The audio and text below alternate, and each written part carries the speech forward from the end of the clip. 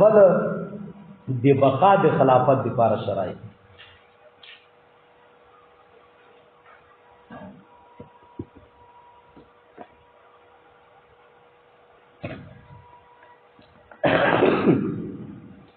داغه لپاره یو العبادت لله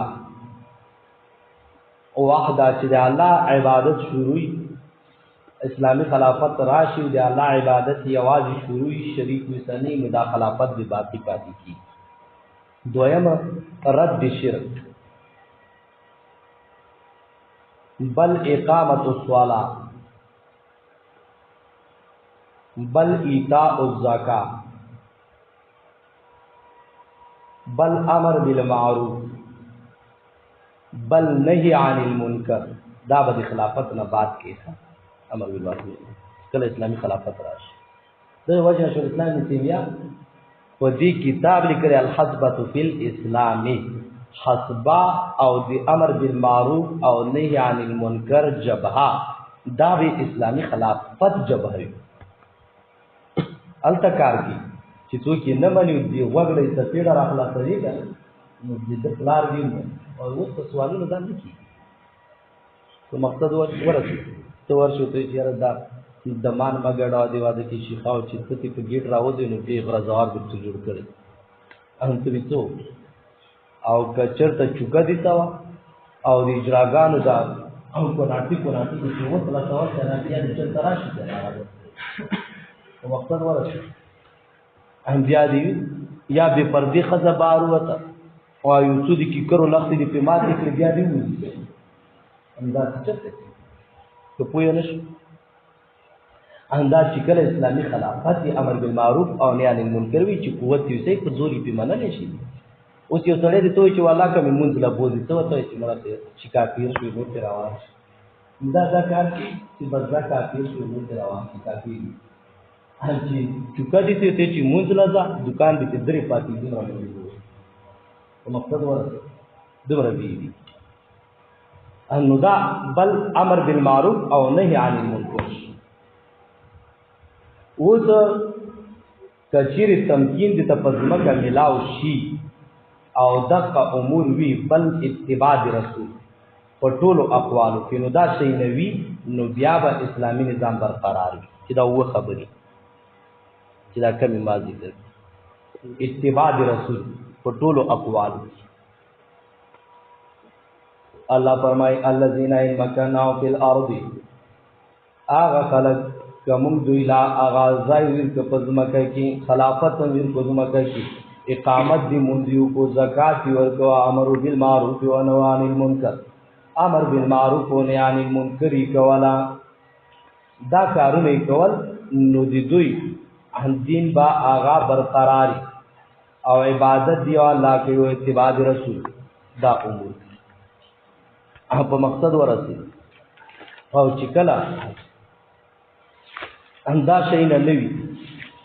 انو بیا امر آغا کار نه کوي بیا دا شي نه نم نمبر آیات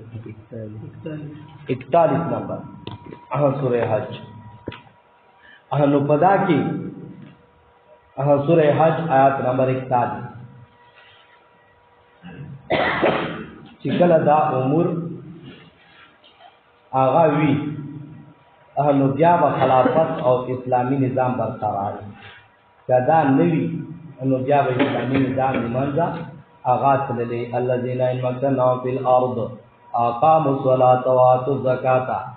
کسان کچری طاقت کو تمکین کوم دوی لفظ مکه کی او پابندی کې عادی منځ او زکات کې او امر بالمعروف و نهی عن المنکر کی دا امور کی انو خلافت دی دوی به برقرار ورنا خلافت هغه برقرار بیا نه پاتې اوس اندی خلافت اندی د پارا آغا د انتخاب د پارا طرق او شرطونه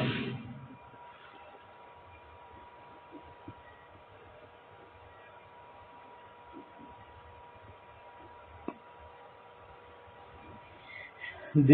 خلیفہ دی جوړېدلو لپاره علماء شرایط ذکر کړی دي. او تفسیر دی التفسیر المنیر فی العقیدة والشریعة والمنهج. التفسیر المنیر غټ تفسیر دی، ډیر جلدونه لري ما سره شته. نو التفسیر المنیر د لیکلي دا د وحدت الزهیلی دی، دا کم فقه الاسلامی و ادلته وی چې لیکلي. نو دا درې شرایط ذکر کړي دي. او شاه ولی الله رحمه الله ازالۃ الخفا کې څلورم ویسا ذکر کړی. نمبر 1 النص علی الخلیفہ. النص علی الخلیفہ نص شرعیه وی په خلیفہ نص سمانا مخکې خلیفہ ویلی وی چې وروسته په ما پسې دغه سړی جوړیږي.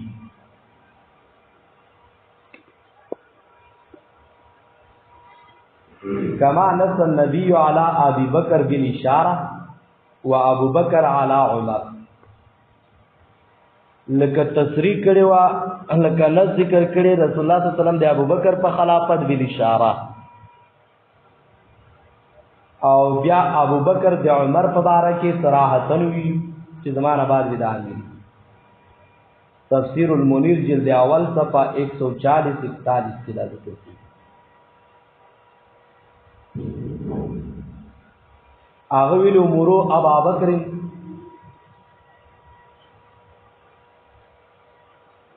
اهل یصلی بالناس.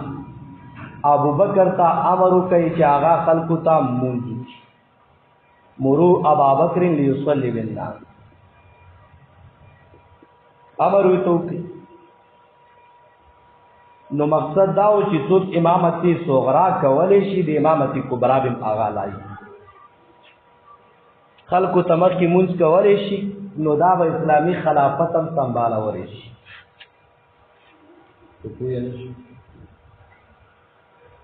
نو اوس مریم نواز جمع کولې شي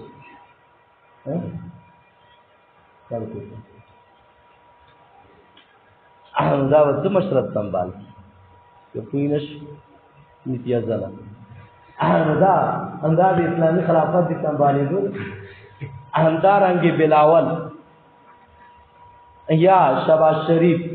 انداز اسلامی خلافت سنبال کی. نو دا د اسلامی خلافت دي سنبالې دو نه خپل منځونه نه د مخ کې د جمعات کې امامت ته نه پریدي. نو مشرت ته کومه طریقه پریدي د جمعات امامت ته چې څوک د شباز شریف راوړي کې نه دي چې څوک چې دا امام. نو دا ته د جمعات امامت ته نه ته مشرت لایق کې ګرځوي. عجیبه خبره. نو چې کله دی امامت صغرا استعداد پچا کې نوي، نو هغه امامت کبرا د دې لایق نه وي. ښه مقصد پوښ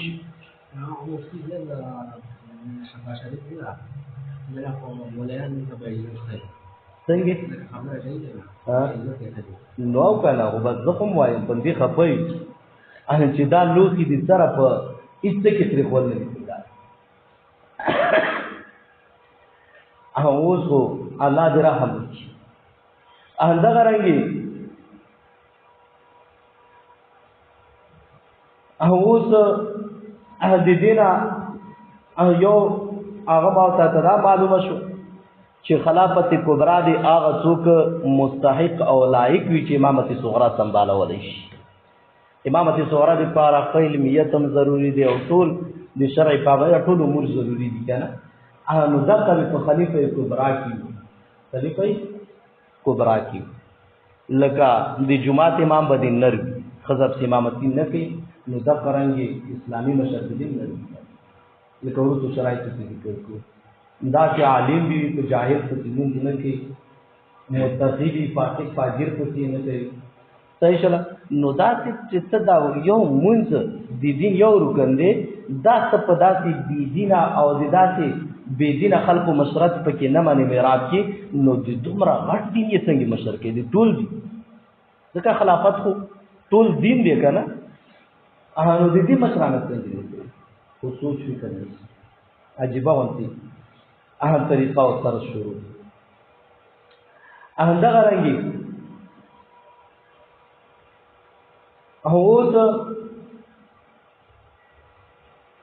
د قران کریم او د سنت د په کتابه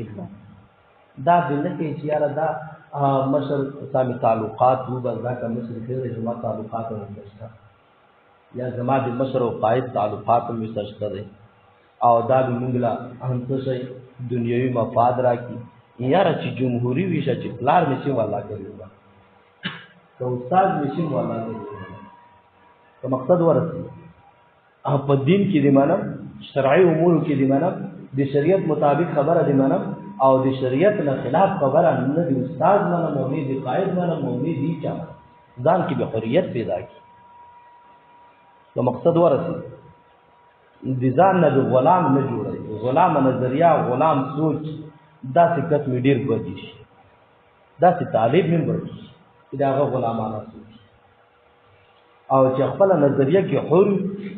او هر چا خپل نظریه ویلې شي کار کولې شي استاد سم ویلې شي چې یاره دا خبره دي تولینه بهر ده نیو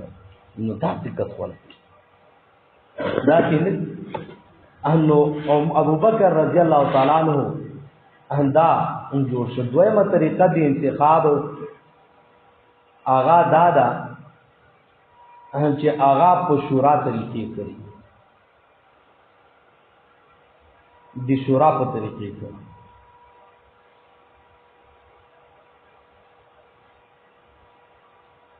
مطلب دا مخکې امیر یو شورا جوړ کی چې په ما پسې څوک جوړوي انو تاسو دا کسان چې کم کس خواخ کوي نو اقا کس دا به امیر وي یو داسې شورا جوړي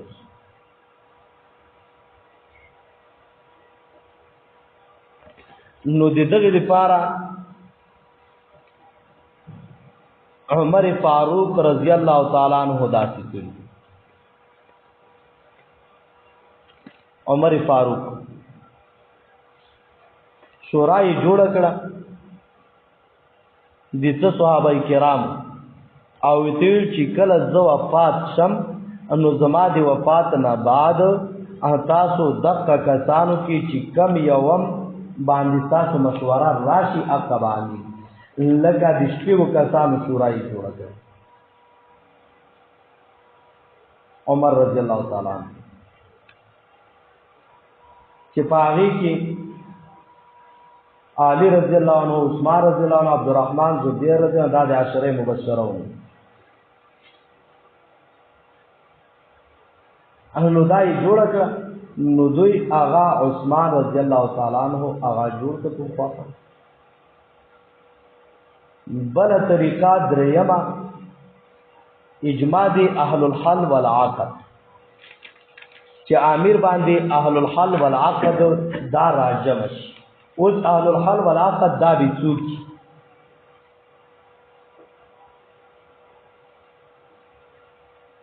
نو دی علماء شورا به دی خيار خلق شورا به په دې کې به کافر نه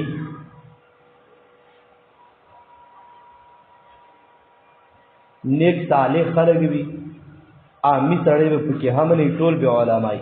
ټول به د شریعت مطابقي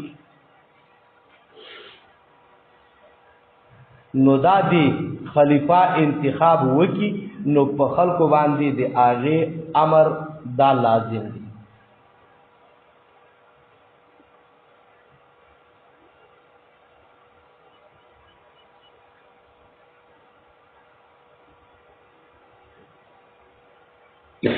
لکه دې کې یو قول دی ابو بکر رضی الله تعالی عنہ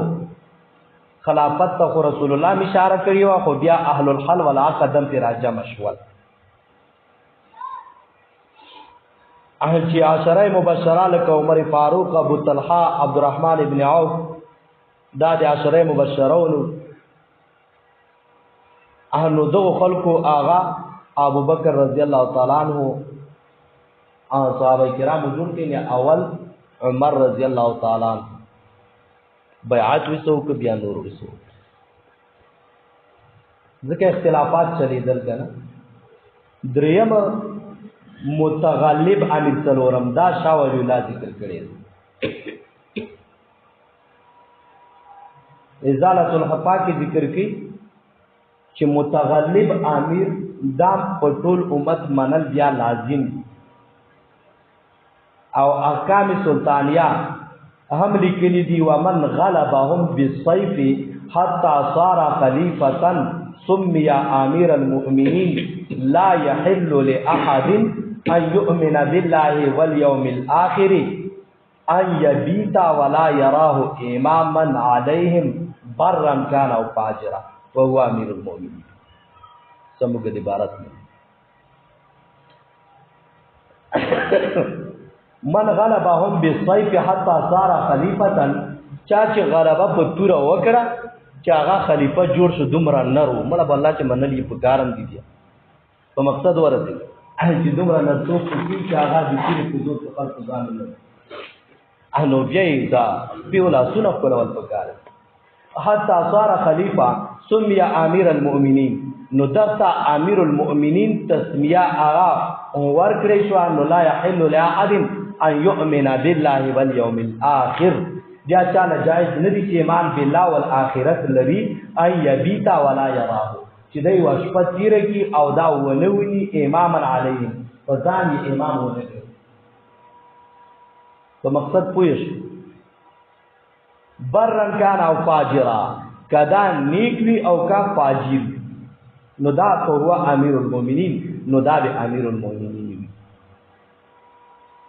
نو دا احکام سلطانیه د ابي اعلی اصطف په 25 کې لیکلي دي احکام سلطانیه یو د ماوردی دي بل د ابو اعلی دوه دي دارنګي الدرر الثنیه هغه لیکلي دي جلد اول او صفحه 33 دا ډیر بهترین کتاب دی الدرر الثنیه سین سره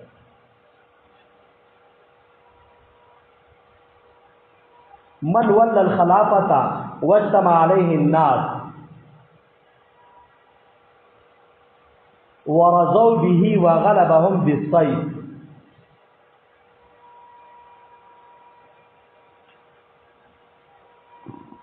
حتى صار خليفة حرم الخروج عليه من ولى الخلافة واجتمع عليه الناس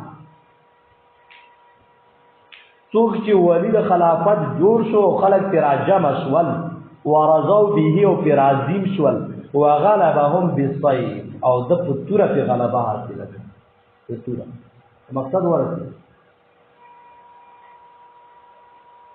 حتی صار خلیفہ تردا چې خلیفہ وګرځید نو حرم الخروج علیه نو بیا په د باندې خروج حرام دی خوارج ولکه چانه منلو حرم الخروج علیه صحیح شلا نو خروج په حرام شو چې څوک نه مني نو بس خوارج شو کنه چې هغه په تور غلبه حاصل نو دا څلورمه طریقه دی خلیفہ سیب شو دی جوړولو پوه شو کنه شو